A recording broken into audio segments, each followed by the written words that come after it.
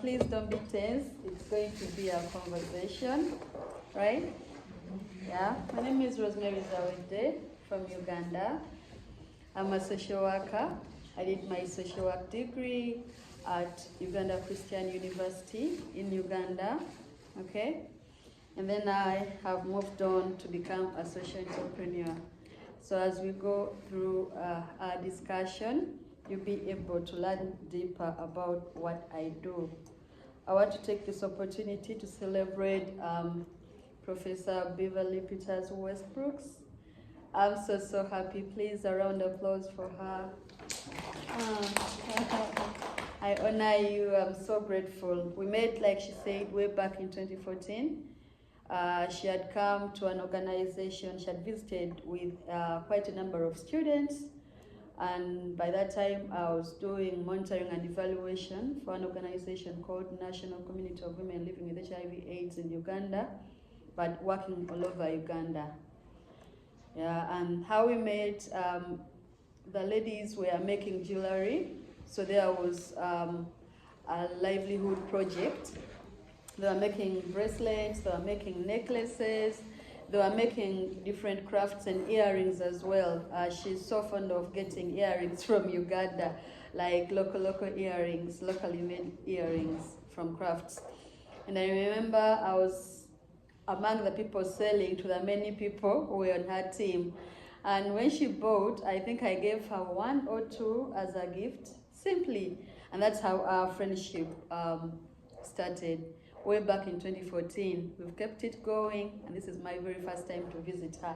And she has warmly welcomed me, taken me all around, been to Savannah already, visited some of her family members, and we've taken the boat cruise. So it's really a great time to be here. Thank you so much, Prof. Yeah. So today I want to talk to you. Prof, honors? Sorry? I get Prof honors? Absolutely. already. Not only Prof Ikeji, but you as well. So today I want to talk to you about social work in Uganda.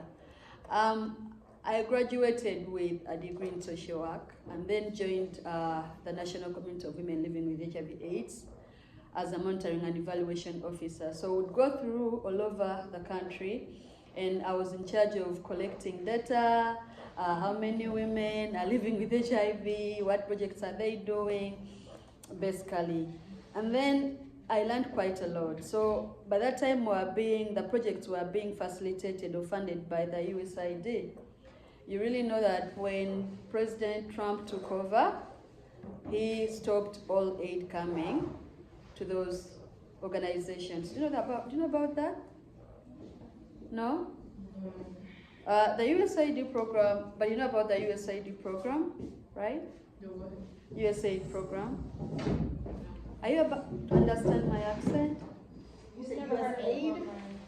Not that program, but at least you can understand what I'm saying, right? Did you say USAID? Yes. Okay, USAID. They may or may not be familiar with it. Oh, okay. So there was an aid funding coming in from the US government, reaching out to other governments in around the world, especially those who are low-income earning governments. Okay? Yeah. So the way you all would understand it, you remember most recently President Trump cut funding for other countries and even programs here in the United States. She's referring to the USAID programs that were funding programs in Uganda that have been cut.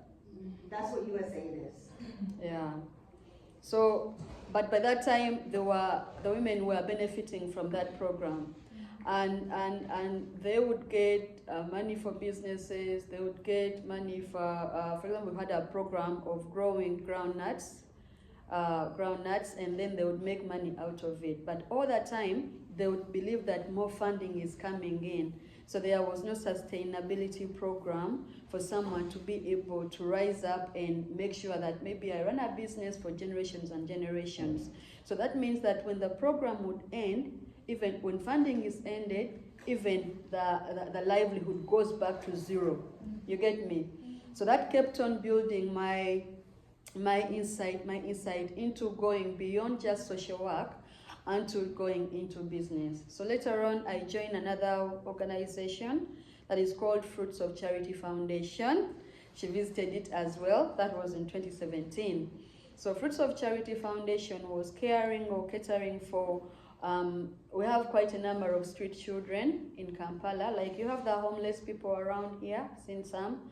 Mostly there it's the street children who leave their families from as far as the north, as far as the east, and then they come to the center, to the central, but they have nowhere to stay, so they stay along the streets. So what the organization was doing was to make sure that it gets the children off of the streets, take them through a skills development program, connect them with local artisans, okay, so that they can learn a skill or two, and then we take them back to their families, which we would call reintegration with their families, and then follow up to make sure that they stay.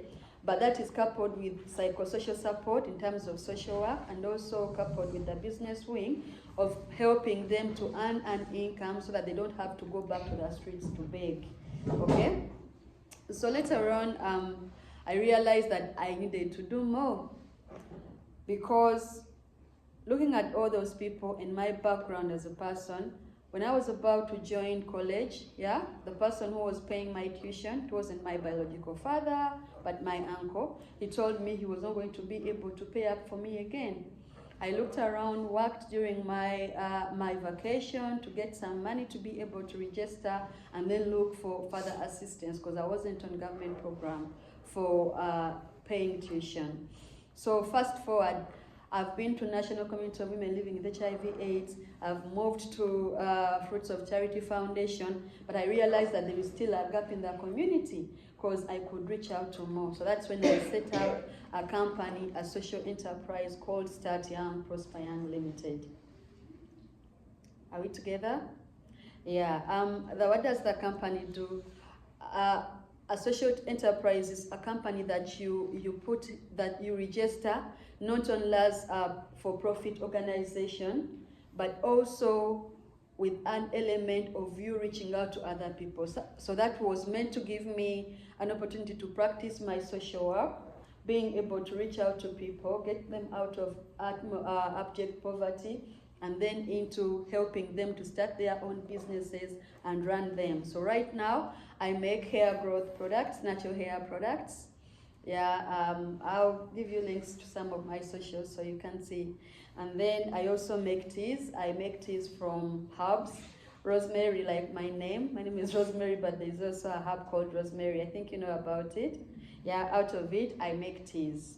And I sell them, and some of the money that comes from that, I use it to facilitate teams to go and train business and financial literacy in schools, among women, and in colleges. So, what does social work look like in Uganda? Let me paint for you a picture. You tell me your part because I'd like to learn from you, besides what I've learned from online and through class.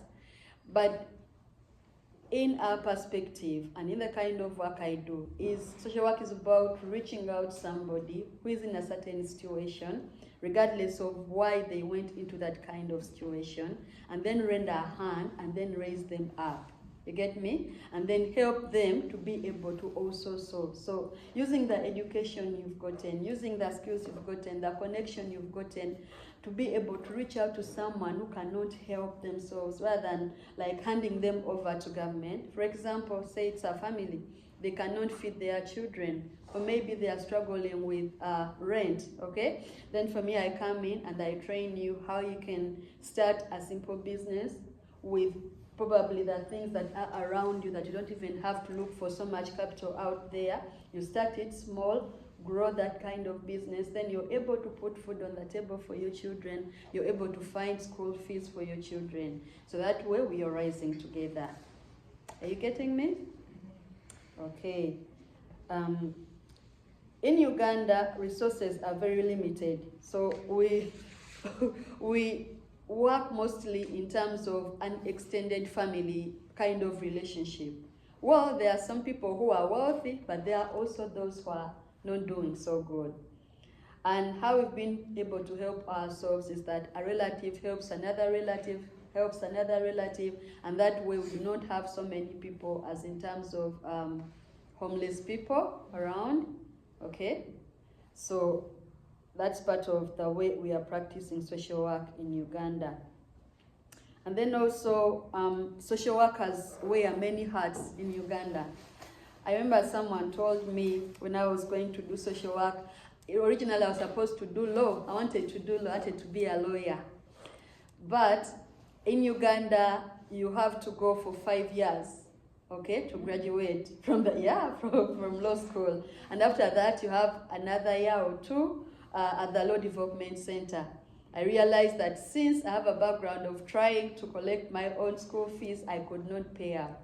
So I ended up doing social work. But the person who encouraged me to do social work told me, don't worry, social work is an eclectic profession that you can work in different elements, in different areas, in different sectors. I don't know about you here, but for us we used to do, among the course units we did were psychology, we did political science, we did economics. So all these meaning helped us to get vast information that even if I go into business, I can stand. Even if I go into the hospitals, I can still work with people who need psychosocial support, okay? And even if I go into the area of bridging families together like you do here, then I'm still capable of that. So in Uganda, social work wears so many hats. I can be a social worker and I'm a businesswoman. I can be a social worker but also practice like connect people to pro bono services in order for them to get justice. I can be a social worker and I am a farmer. And how do I do that? I would grow my food and be able to reach out to other people who cannot get food, but also help them to start growing their own food. So quite vast. I'd like to stop at that point and then hear from you, and then I'll continue. Have you talked about your businesses and how that supports people in the community? I had to step out, but did you talk about the grants that you've received? Have you talked about? Not yet, not yet. Okay. So I can share in that line. Share about your grants and also share about your entrepreneurship and how you're helping young people in entrepreneurship. Okay, thank you so much. And why it's important. Okay, okay. So that business where I've told you that I make natural hair products, we've been able to win a grant. It's called a High Innovator. So among the women who have been able to win 20,000 USD to finance the project. So I started the products, working on the products using a candle. So I would seal, I didn't bring some for you to see, sorry, but I would seal the inner polythene using a candle because I didn't have a machine. And then later on, I learned that there is a manual sealer that you could use. I bought it and then started making tea bags. I would import in sachets that I would use as my tea bags, okay? I would get them from a cousin from the UK through from eBay. She posts them to Uganda and then I package and sell. So time came when I was on social media, I was on Facebook. I came across an article, I came across an advert showing that they were calling women to apply for a grant. So you'd have to pitch. We are many, we are quite many, and I'm among the few who managed to make it. And from that grant, we're able to get machines. So right now we run things automatically. Yeah, and like I told you, some of the profits from the sales we make help us to facilitate financial literacy trainings in primary schools, in secondary schools, and then reach out to organizations that can facilitate themselves to give us money, and then we train their workers, their beneficiaries in terms of entrepreneurship and business development. We've partnered with an organization called the Lulu Tree in Uganda. So I met one of the person during one of the people from the Lulu Tree when I was doing a program in a primary school, my former school where I went for primary school, and then we worked on that program. So much later on, he comes back and tells me that there is a team of ladies from the US and Canada who have a program called program in Uganda for teen moms, okay, down in Jinja. I don't know if you ever visit Uganda, maybe you'll visit Jinja. And the teen moms, these are girls who have given birth in the course of school, primary school, and then we would walk with them a journey, train them, and then take them back to school so that they can graduate at a certain point in time and be able to become somebody in the community. So we are doing that also in Jinja. Yeah, the girls are back in school. So far, by the time we started in 2022, 23, around there. So at least around 6 girls are done with primary school. Around 2 boys and 1 girl are done with lower secondary, that is secondary school. First we have primary school, we have secondary school, we have high school, and then university, which you call college.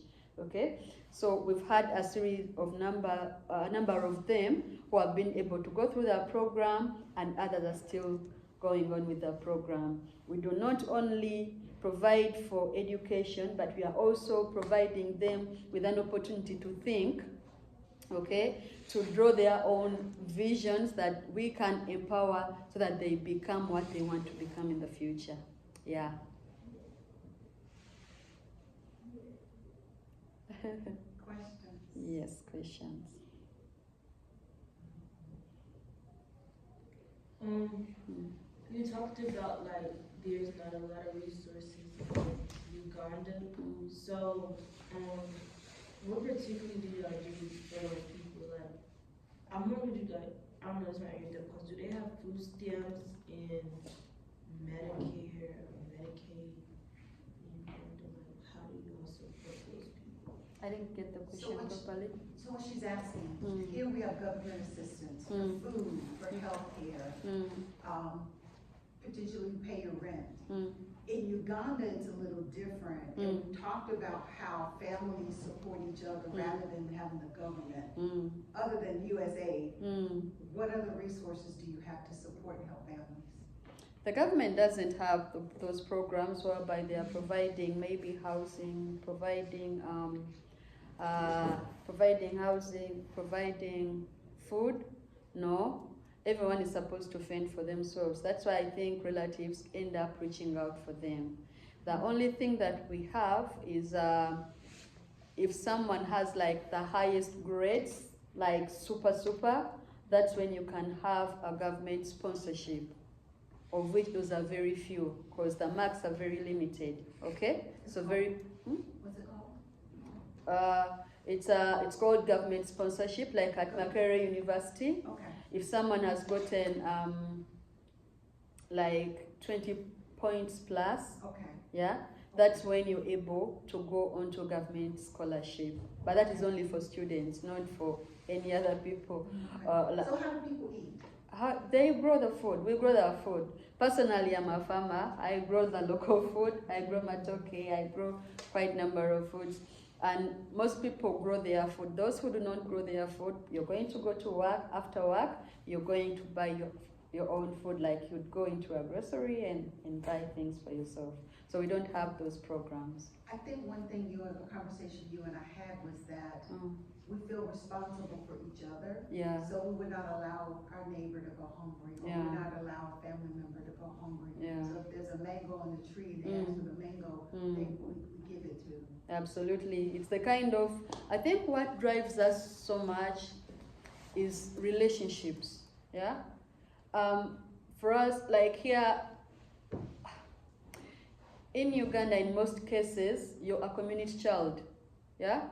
In that, even if you're doing something wrong on the way, and another person sees you doing that, they are good to go to punish you, to punish you properly and tell you what you're doing is not right, and they will not be rebuked or taken to the police or something because you're a community child. In the same way, if you're hungry, you can go to a neighbor's place and they serve you food and you actually eat. Yeah, and there are times like you'd go to the garden and come back with lots of bunches of matoke, and you realize by keeping them, they are going to go bad, they are going to ripen. So you get some of them and then you give them out. And then we also have sort of like technical know-how. If I am running a project, like I'm running Start Young currently, and the manager is a neighbor's daughter. She graduated from, not graduated, she did her high school, but the father was not able to pay up for her college. And then I saw potential in her, so I'm like, I needed someone I could work with. If I train her how to use a computer, and then I train her how to greet people, I started taking her to conferences, because these are things someone did for me to be able to like stand right now and speak to you. So I'm also connecting her to other people. Like right now I'm not in Uganda, but because she's empowered, she's able to take on the project so well, the businesses so well, sell the product so well, she knows what to do. So basically relationships. Like you reach out, you render a hand to a person who is in a situation that they cannot help themselves. If she was going to look for a job, it would take her years. Why? Because they're asking for experience. After college, you need more experience. Where would she get it from? You get me? But instead of me looking at her like an inferior person, I look at ways I can empower her to rise up. So right now she's able to rise up and she's able to help her family to pay up or maybe rent or provide some food, things like that. Yeah. Let me give you guys an example. You know Tyler Perry movies. Which movie was it where the little kids, I think, broke into Medea's house? Instead of her calling the police, what did she do? Yeah, I can do What it did all she by do? myself. She fed them, right? Yeah. And kind of work with them. And that's similar to what you would experience in Uganda. And also, when you do social work in Uganda, you're not limited. Yeah, we are not limited here. From the little I read, looks like there is a lot of focus, like there is measuring into this and specifically you do that. But you realize we've been able to work on different programs. Like when I was working with Nakola, we had a livelihood program whereby we are working with women to grow groundnuts and then they sell them. We had another project whereby we had women who were growing vegetables somewhere in Ginger. We had another program of women doing crafts. And then we had another program of advocacy. Yeah, advocacy towards policy, yeah, policy formulation. So the women would get together and form a consortium, okay, talk about issues that are painful to the women, issues that are pertaining women living with HIV, issues pertaining the children that have been given birth to, but they maybe somehow got HIV during birth, okay.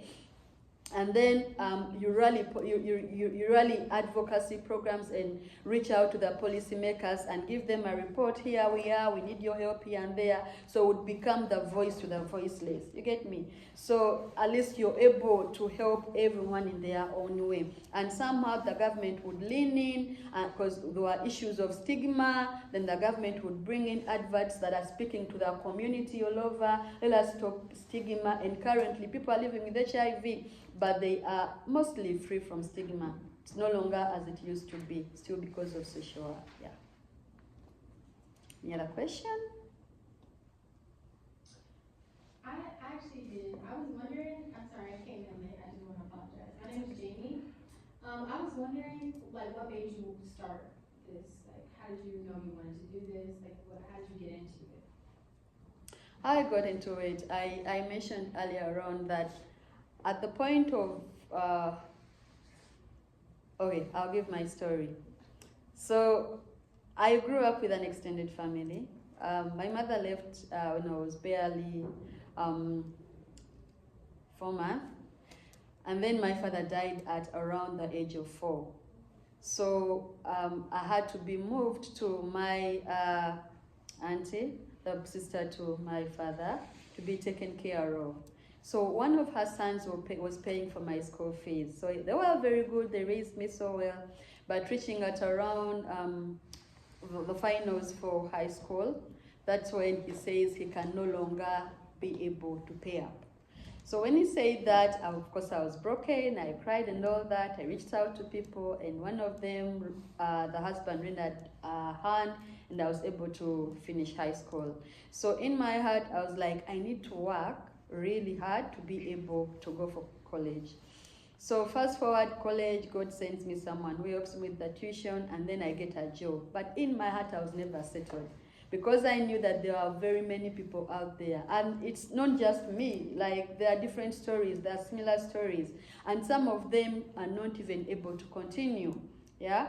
And I'm glad I did now that I'm reminded. Because now that I've graduated, I am working with teen moms. There are many teen moms in Uganda. If you give birth to a child in primary school or secondary school, probably your future is doomed. And could be similar, it could be similar to even other countries, yeah? Whereby you feel like you lose hope, they lose hope, the community looks at them like they are failures. But remember that the boy who made that girl conceive, his education is continuing. You get, you get me? Guys, don't see me in a bad way, but that's the reality. That's the truth. And by the way, it's not like the guy who has made her pregnant is going to marry her. He'll look out for someone maybe who has never even given birth, and she's left just like that. So I think my background, to answer you, my background could not allow me to settle. And naturally, I'm a multitasking kind of person. So I would feel so bored, I think, sitting in one place. Because right now, I've told you, I run the business of producing, I do production, hair products, hair growth products, then I do teas, and then I'm into live farming. I grow goats, I grow food, and then I'm working with the Lulu tree, yeah?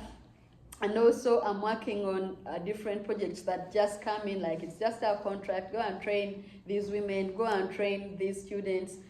So I'm glad I did, but how it all came up, it's because of the background I had. I felt like I needed to do more. I needed to render a bigger hand, much as I'm not that big. Yeah. Do I make sense? That makes sense. Okay, so you can also look at your life. You know, one thing that I believe, one thing I've come to learn is that wherever we stand, there is a huge line behind us, a huge one. Like if you're doing social work, do not think about yourself alone and maybe the paycheck. Think beyond that. Think that maybe you're destined to be here because someone else is going to survive just because you did social work. Okay? Just because they came into connection with you. I can give you an example. I met Prof down there in Uganda. There was no hope I would ever travel to the US. No way. But here I am today at Clark Atlanta University. I have met you all. Why? Because of another person. Probably if she had been mean to me, I wouldn't be here today. You get me? And usually these messages are not for everyone, but sometimes there's a certain particular pastor that if you put it into your head, if you go out there to work and maybe they've given you a family, instead of going with this heart like, you're not doing right, bring those children away, what? You can sit together with the mother and like, you put options on the table. Ask her, what do you think we can do? And by the way, it's upon us to go out there to change the attitude of the people out there of how they see social workers. From the movies I've watched, from the little I have read, I realized that families fear social workers. Not so? They do fear, because the moment they get in contact, they know you're going to take my child away. I have a cousin who lives in, she lives, okay, for these Christian purposes, I'll leave out where she lives, but she lives in the US. She got pregnant with, her boyfriend is white and she's black. So they started fighting for custody. She nearly ran mad. Why? She's young. They want to take the child away from her. She feels like that's the only family she has. Maybe she's a crazy kind of girl, but she's the mother to that child. Yeah? So if I come in as a social worker and try to understand her situation, if it goes to the extremes, yes, I'll report her. But if there is something I can do, I'll help out to make sure that I do not separate this child from this mother. Why? I have grown up in an extended family. Yes, they've shown me love. It's not the same as a mother's love. Yesterday, I was hugging Prof. Okeji. Oh, yeah. Yeah? You saw the way I hugged him. Yeah. I'm like a little girl missing her father. I feel like when he embraced me, I feel like there is a daddy here. I had to put my head onto his chest, feeling like I am home with a certain daddy. So when we separate children from their parents, that's what the children feel. Sometimes we say it is in the best interest of the child, but somehow it hurts. If that's what's supposed to happen, so be it. But if there is something I can do, if there is something that you can do, render that hand. You'll be happy you did. Yeah.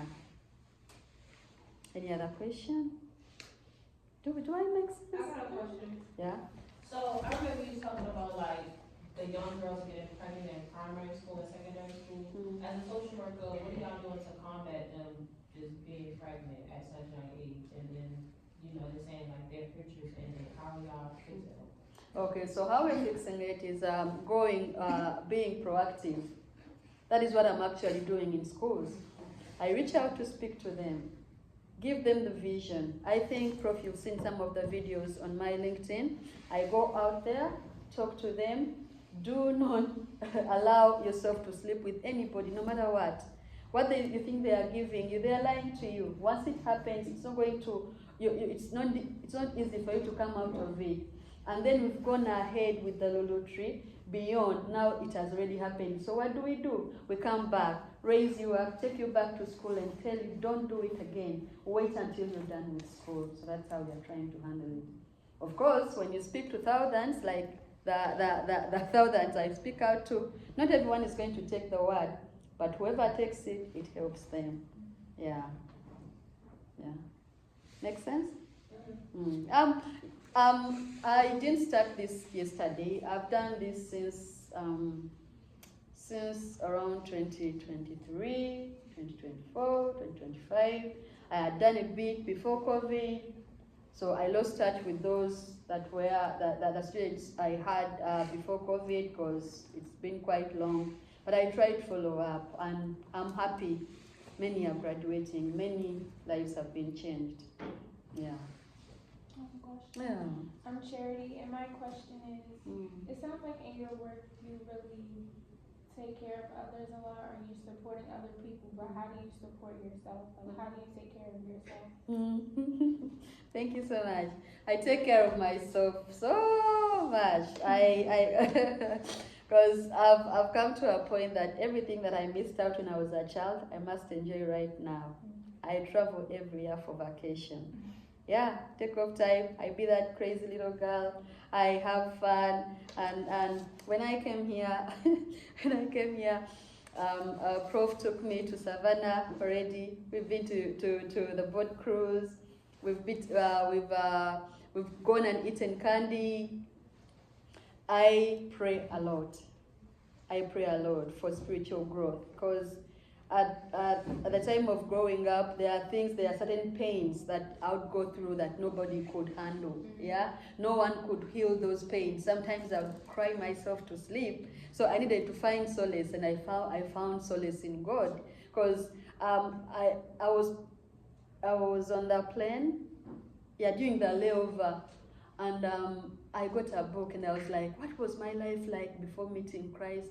What did my life be like after meeting Jesus? Then how is my life now moving with Jesus in terms of a relationship? I used to cry myself to sleep. I used to write to the book. I would not talk to people about my secrets. So I had my book. I would write everything. But the weird thing is that I would be writing those things in the book, but also onto my heart. I would not be able to forgive. You get me? Then when I'm looking for answers, still I would write to the book, and I have no one to give me answers. But later on, I create a relationship with Jesus, and I start to report. Now, whoever had given me a hard time, I'd report, like I have a father there I'm speaking to. And later on, I learned that someone is going to forgive. After forgiving, you've got to reach out to other people. So I pray a lot, even until today. It's one of the things that heals my inner person. But when it comes to my physical being, I go out a lot. I go and have fun every year. Like last year, I came and I went to New York. I went to Texas.